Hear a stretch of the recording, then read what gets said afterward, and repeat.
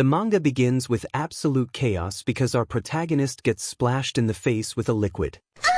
No, not that kind. It was a rude customer who apologized to the MC, saying he didn't know someone was there. Now this excuse would have been perfectly valid if our boy's named John Cena. But since that's not the case, he takes the L and keeps on grinding so he could buy the new Resident Evil 9. This is the daily life of our protagonist Akiyama, a 20-year-old who is a university student and works part-time in a traditional Japanese bar. If that wasn't enough, one of the female workers saw bro taking the L in real time. He goes over to another customer and pours him a drink, but the man specifically asks for Karin-chan. Looks like got too drunk and mistook this place for Hooters, as he is requesting for a 20-year-old girl to serve him drinks. He goes in the other room where Karin was taking to her coworkers. Despite going to the same university and having the same workplace, they haven't spoke to each other. Akiyama tries to call her but she is busy discussing her living situation with her homies. Left with no choice, he shouts her name on top of his lungs and does the trick because now he has not only hers, but everybody undivided attention. He briefs her about the customers wanting her to pour them drinks and she bolts instantly.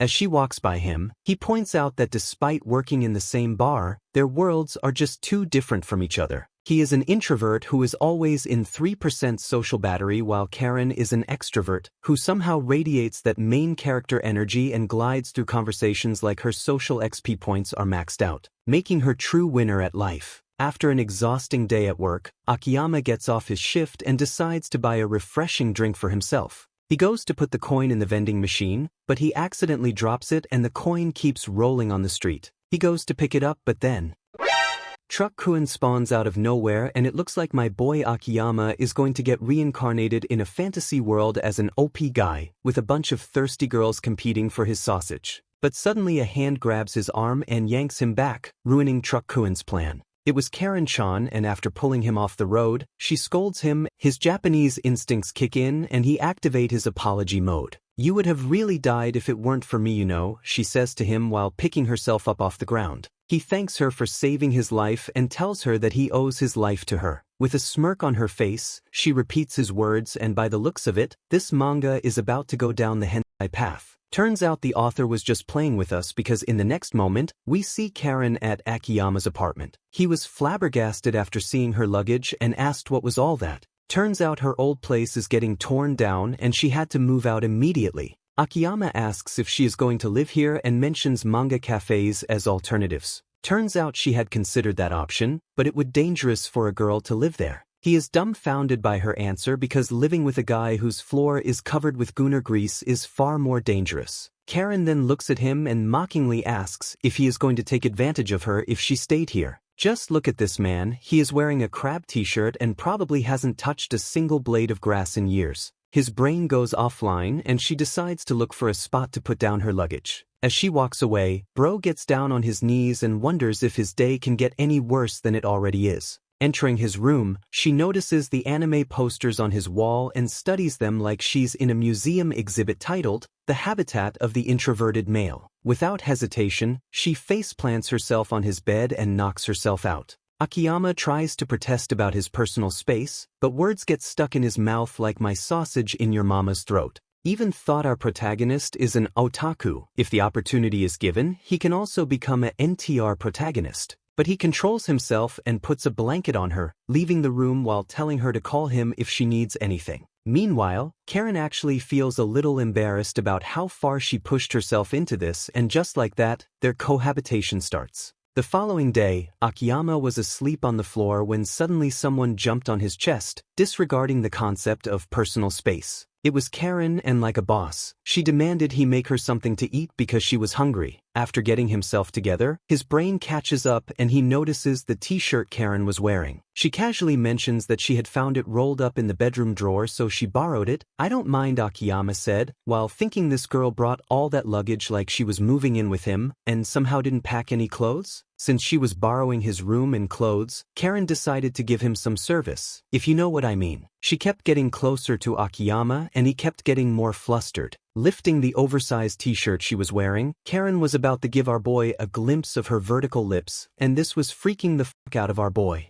Finally, after lifting the shirt, it was revealed that she was wearing shorts beneath the oversized t-shirt and unknowingly gave Akiyama a glimpse of her jiggly puffs. After blue-balling our MC, she grinned and told him that she was famous for being well-guarded and there's no way she is going to show him her vertical lips that easily. She then teases him, asks, "Don't boys like it when girls wear these kinds of clothes?" But this backfires big time when Akiyama starts spitting facts and tells her that girls only do this type of stuff with boys they are interested in. Her smirk turns into a blush and she starts smacking Akiyama for saying weird stuff in the morning. As he is getting smacked, Karin tells him that she is hungry and usually eats natto beans and miso soup for breakfast. This surprises him because he always thought that she always preferred pancakes over traditional Japanese breakfast. Anyways, Akiyama quickly whips up a quick meal and they both sit down to eat. While she was enjoying the meal he cooked, Akiyama was staring at her and couldn't believe that she was eating a natto beans like a normal person. Brother definitely needs to touch some grass. After tasting the miso soup, Karin asked if it was his first time making miso soup, but he excuses that he lives alone after all and isn't used to making traditional breakfast. She tells him that she'll make the next time using soup stock and asks if he wants any ingredient added to it. After finishing her meal, she thanks him for the food and asks if he has any plans. He tells her he's got classes even though he is off work and asks about her plans. She proudly announces that she doesn't have any classes or work for today, meaning she is completely free from any obligations. Out of nowhere, Karin reveals her plan of exploring his room, catching him off guard. Panicked, he asks her, "Shouldn't you be looking for a new apartment? Bro is definitely hiding some fat material in his room." She tilts her head and asks if he's trying to kick her out, in a tone that makes him feel like the unreasonable one somehow.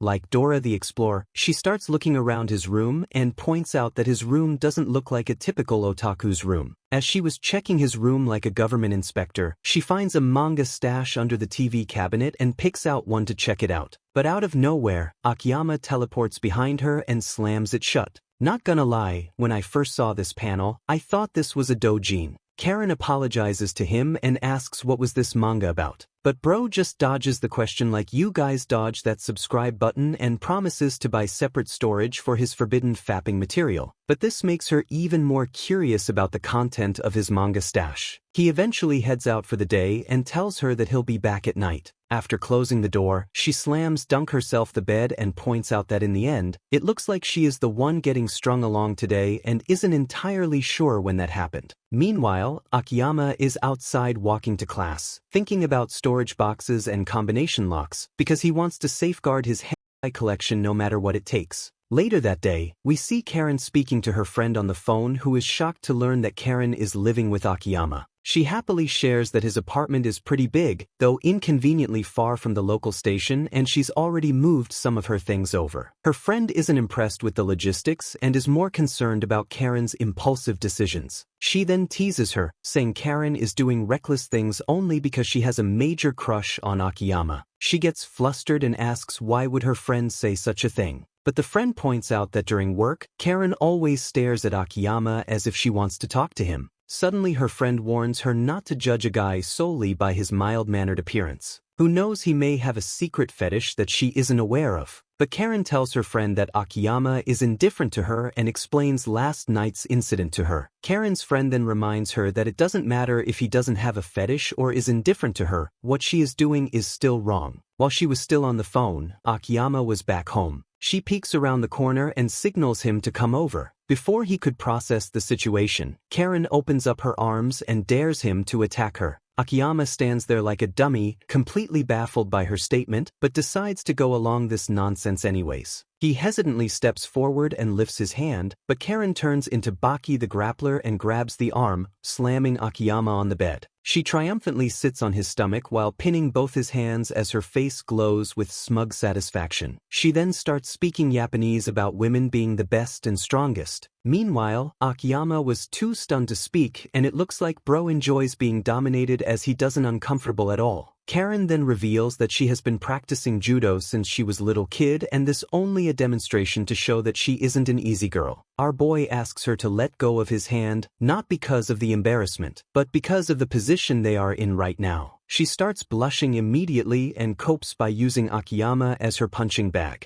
During this slapstick situation, her leg slips and she was about to fall off the bed, when suddenly Akiyama uses Gunner grip strength to post his left arm on the ground, while holding Karin with his right arm. He asks if she is alright, with their faces inches apart from each other. The result of this incident was an accidental yet perfectly romantic moment. But in typical rom-com manga fashion, this only earns him a slap because that's the way it is, right? Still reeling from the traumatic experience, Akiyama asks if her earlier comment about girls being the strongest and best came from magical girl Ruru anime. I'm sure AI is going to butcher the name. Karin blushes and quietly pulls something from her bag. She then thanks Akiyama for saving her earlier and apologizes for hitting him, leaving our boy surprised. Before Akiyama could fully process her sudden politeness, she spins around and whips out a magic wand, saying, "That's what Ruru would do." She digs back into her bag like it's a treasure chest and out comes a deck of cards, a DVD, stationery and plushies. Looking how much merch she has, Akiyama asks if she is an otaku. But upon that word, her mood turns sour as if being an otaku is something disgusting. Instead, she tells him that she just likes to collect different merch of favorite anime. All the while Akiyama points out that she was blushing after he called her an otaku. They sit on the bed and start talking about the Magic Girl anime, remembering how massive it was when it first aired. Ever since seeing it, "Girls are the best and strongest" became Karin's life motto. After yapping about the show for a while, she asks Akiyama if he wants to watch it together, but Akiyama asks if she doesn't have any friends who watch this anime. That question makes her slow down and she quietly replies that she doesn't talk about anime with her friends. It's not like she was keeping a secret, but somewhere along the way, her friends' interests drifted toward mainstream stuff. So eventually she stopped bringing up this topic and realized she was the only one who cared out Ruru. She then looks at Akiyama and asks if he remembers her very first day at work. Karin recalls her first day and remembers how nervous she was, so to calm herself down she brought a Ruru plushie as her lucky charm. Akiyama caught glimpse of the merch and instantly recognized it while saying the name out loud. From that day onwards, she wanted to talk to him about the anime but never got the chance. After hearing her side of the story, Akiyama admits that he doesn't remember any of this, which gets her mad. But then she softens and confesses that every time the shift ended, he went straight back, leaving her with no opportunity to talk to him. When he tells her that she could have just spoken up, she one-up him and replies, "What would I said? Let's be friends or something."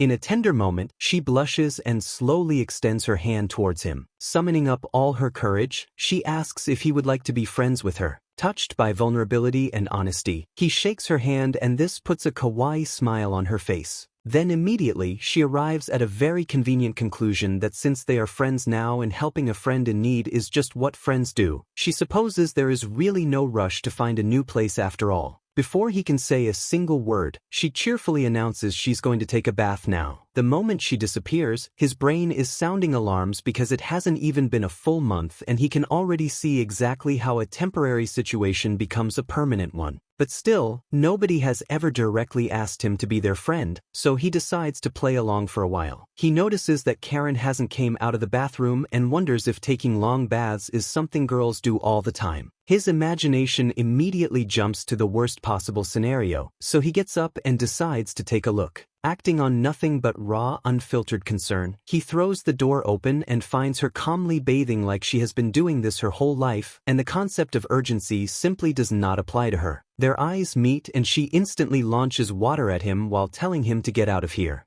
After the bathroom incident, they sit down to eat dinner and she asks Akiyama for pickled ginger, which he hands over immediately. She then formally announces that due to earlier events, he has earned a lifetime ban from pickled ginger. But then while eating those pickled gingers, she finally apologizes for taking so long in the bath and admits she got a little carried away. But then she asks what does he think about it, and he gets confused, so she quietly mutters that it was the first time a guy had ever seen her like that. So she wondered if her body looked weird or something, while getting red from embarrassment. But before he could recall the bathroom events, she gets angry and tells him to just forget about the incident, shutting down the topic on the spot. Once again, Akiyama completely fails to understand how Karin operates. She is a gal and an otaku, but is confident and shows a lot of skin. The exact moment that thought crossed his mind, Karin slapped her chopsticks on his head, saying he was thinking of something weird. After dinner, she presses Magic Girl's DVD against his face and he asks what does she want.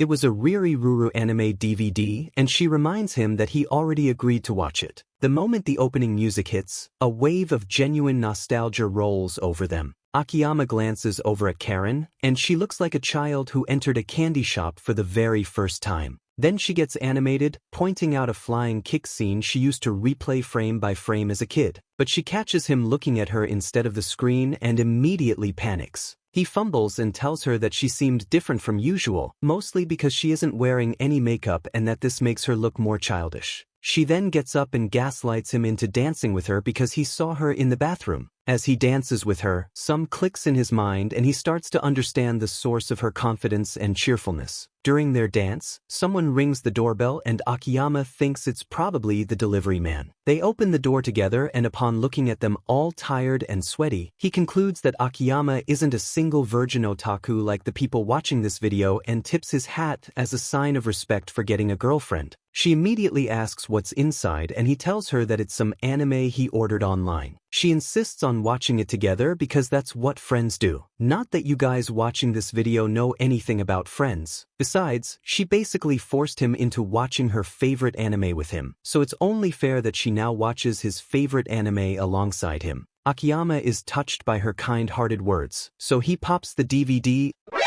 Upon seeing the anime, Karin starts smacking Akiyama with pillows but he explains that anime nowadays are borderline hentai, so it's not his fault. The next day on their way to work, Karin casually mentions that she has already told Enomoto-san about their living situation. He panics and starts getting worried about the rumors, but she finds this hilarious and starts teasing him, suggesting he probably wants to show it off that he is living with a cute girl. They arrive, and Enomoto-san is already there. Before Akiyama could explain anything, Karin casually tells Enomoto-san to keep their living situation a secret. She agrees without making a big deal of it but makes sure to tell them that this news shouldn't reach Goto under any circumstances. Out of nowhere, Goto materializes directly behind them and asks what everyone was whispering about. He immediately pivots to Karin, asking about her apartment search like it's a topic he has personal stakes in. She shuts it down without blinking and heads off to change, while Goto casually tells her about the newly freed apartment next to his. After they are gone, Enomoto-san tells Akiyama that it would be a huge problem if Goto found out about their living situation. The work shift starts loud as usual. Somewhere in the middle of the chaos, Karin glances over at Akiyama and starts emoting Riru Ruru poses, making him uncomfortable. But like an absolute Chad, he ignores her emotes and continues to moneymax because he still hasn't bought his copy of the Resident Evil Requiem. This makes her angry and she starts pouting. Eventually someone sends him out to take the trash and he steps outside to catch his breath. While outside, he spots Enomoto-san taking a smoke break from her exhausting shift. He tells her that he wasn't aware of her smoking habit and she quickly put it out, telling him to keep it a secret from Karin. Upon asking why, she reveals that Karin would copy her because she sees her as a big sister. Karin tries to act mature but she can be pretty childish, Enomoto-san tells him and Akiyama agrees. Enomoto then gives him her contact information for emergencies, but then her tone shifts and she warns Akiyama that if Karin ever cries because of him, there will be consequences. As returns back to his shift, Karin slams him against the wall and this gets him flustered. She asks why he is ignoring her all of a sudden, but Akiyama sees his coworkers approaching the area, so he quickly pushes Karin into him. After they are gone, he immediately apologizes to her. But with tears in her eyes, she once again asks why is he ignoring her. Do we really need to keep everything a secret, she asks him. He apologizes and admits he took things a bit too far. The truth is he doesn't know how to react, she emotes. She thinks about it for a second, then mischievously suggests that he could just blow her a kiss as a signal next time. Later when they go in, Karin emotes a Riri Ruru pose, and Akiyama responds by blowing her a kiss. But before it could reach her, Goto steps in and it gets planted on his left cheek. He takes Akiyama to a corner and politely tells him that he is straight dude, who doesn't swing that way. Meanwhile Karin loses it and bursts out laughing. The following day, Karin sneaks onto Akiyama and intimately whispers that his meal is ready. He thought it was a ghost and quickly yeets her away with full force. Karin hits the floor in a face-down, ass-up position. She bounces back up and asks what he thought of her wake-up call and teases him by comparing it to a newlywed scene, but he laughs thinking a monster had attacked him. Karin then proudly announces that she made miso soup for him with all of his favorite toppings. Akiyama tells her that he was planning to eat bread today and had no idea she was miso soup for him. They then eat miso soup with bread and Akiyama comments that bread can go with anything, but Karin gets annoyed because she wanted to have miso soup with rice. She slams her hand on the table and declares vengeance, saying she will be making tonight's dinner as well. We then skip to 7 in the evening and it is revealed that Karin will be preparing fried pork in ginger sauce. He relaxes because it's a safe dish, so nothing can go wrong here. She then puts a piece of meat in the frying pan and he notices that there is too much oil. Suddenly the oil splatters on her chest and she flinches back into him. He quickly drags her into the shower and pours water over her. He checks the burn but unintentionally touches her melon. She smacks him on the head, telling him he is touching the wrong melon. They then begin to eat their dinner and he notices that she had already drifted somewhere else. He thinks she is still mad about him accidentally touching her melons, but she quietly tells him that she just wanted to help because she doesn't want to look like a freeloader. Then, with sparkle with her eyes, she announces that tomorrow she will be cooking beef stroganoff. He panics and reassures her that she doesn't need to do anything, while calming her down and accidentally rizzes her by saying that eating together already makes everything taste better anyway. She immediately accuses him of implying that pretty girls are some kind of all-purpose seasoning. The next morning, she presents the miso soup she made for him and he notices that there's barely any of her favorite toppings. A few days later, Karin was having breakfast with Enomoto-san, loudly insisting that there is absolutely nothing going on between her and Akiyama. Enomoto-san asks whether Akiyama feels the same way and Karin doubles down immediately, confidently recalling how she asked him to be friends and he agreed on the spot. After finishing her breakfast, she tells Enomoto-san that Akiyama was making curry for dinner and she chipped in some of her money so they could buy better meat. On the way back, they pass by a shop with swimsuits on sale. Enomoto-san remembers that Goto recently got his driver's license and Karin floats the idea of a group beach trip. Then her eyes land on a mature-looking swimsuit and her brain immediately goes somewhere mischievous. But Enomoto shuts it down before she could even think about it. She tells Karin to be careful because Akiyama may not be the manly type, but he is still a man. But she waves it off confidently, pointing out that she's stronger than him anyway and could handle herself just fine. She even launches into an explanation about how shorter people supposedly have a natural advantage in throws. Enomoto-san immediately changes tactics and asks why she usually keeps her guard up around guys, so why is Akiyama different? Nakamura pauses because she genuinely doesn't have a clean answer. Maybe it's just because his reactions are funny. Enomoto-san watches her quietly, the conclusion already obvious to everyone except the person actually living it. No matter how Karin frames it, she's been flirting with a guy she likes this entire conversation and only someone completely oblivious to themselves wouldn't see that. Nakamura heads home, and Akiyama is already in the kitchen working on dinner. He casually asks if she is okay with him mixing the medium and hot flavored ingredients. She steps inside completely unfazed and pulls out the swimsuit she bought and holds it up with a perfectly timed grin. He turns his head away immediately, flustered beyond reasonable recovery. He manages to comment that she bought new garments and she snaps back that it is a swimsuit while shoving it closer, demanding he actually look at it properly. Cornered, Akiyama's panicking brain produces the safest possible compliment it can find. When she keeps pushing it in his face, he grabs her wrist and tells her that teasing guys like this is dangerous and she really shouldn't do it. She freezes because those words sound exactly like what Enomoto-san told her earlier today. She fires back immediately, reminding him she's taken him down before and that he wouldn't stand a chance. Then in one motion, he uses his impressive Gunner grip and she finds herself pressed against the wall, with his body far too close to hers. Akiyama tells her that she is a woman and if kept doing it, other guys will take advantage of her. Karin explodes and accuses him of using the situation just to act possessive. She fires back and tells him never to say something like that to any girl other than her. He snaps right back, pointing out that now she's the one being possessive, but both of them deny it. One day she holds up a Riri Ruru DVD with a bright smile and asks him to watch it with her. He apologizes and tells her that he is going to have a gaming session with his boys. She can't believe that even a loner like him has friends and thinks he is capping just because he doesn't want to watch anime with her. But Akiyama just stands there, trying his best to prove that he isn't lying. He may not have friends from work, but he is still in contact with his friends from school. He then logs into the game and starts chatting with the boys. Meanwhile, Karin was sitting nearby, watching her DVD. After finishing her anime, she looks at Akiyama, who was smiling, and it looked like he was having a good time. Karin gets visibly annoyed because she wanted to talk to him about the anime, but he is still playing his stupid game. A few minutes later, Akiyama and the boys were fighting a dungeon boss, and he delivers the final blow, ending the boss fight.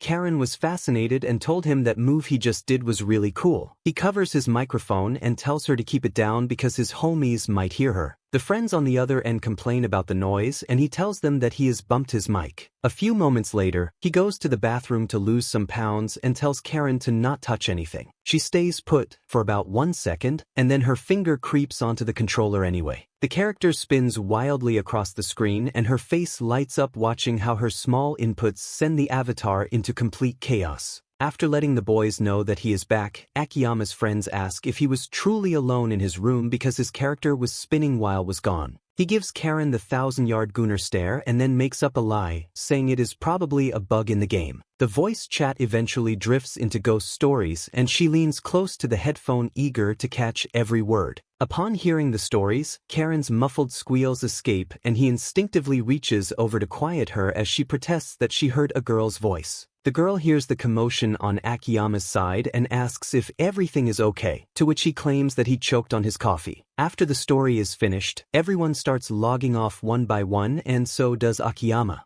After he turns off the PS5, Karin gets jealous and tells him that she wants to play this game too. Morning arrives and the commute to work feels heavier than usual. The conversation drifts naturally to the previous night, and she complains about sore fingers. Enomoto-san overhears the whole thing, and she mutters that once you start something like this, you better be ready to commit for life, and shakes her head before walking off. Akiyama stammers, trying to explain while Karin walks ahead, completely unbothered with absolutely no awareness of the damage she just caused. A few nights later, Karin calls Akiyama an old man for stopping her from going to the nightclub. He points out her skimpy outfit and mentions that her belly button is visible. Annoyed, she tells him to come with her to the club if he is that worried. So reluctantly, he does, and in the next moment we see him standing on the club's dance floor. He stands in the middle of the chaos while Karin was sitting next to the bartender, catching up with her. He walks up to her and awkwardly asks if it's even okay for him to be there. The bartender laughs it off and tells him to relax because they don't have a dress code. Everyone's welcome here. After getting her drink, Karin grabs his hand and pulls him onto the dance floor. She moves like she was built for this, as her every step looks fluid, landing exactly right. Meanwhile, it was first time for Akiyama, and he flails beside her like someone rebooting after a system crash.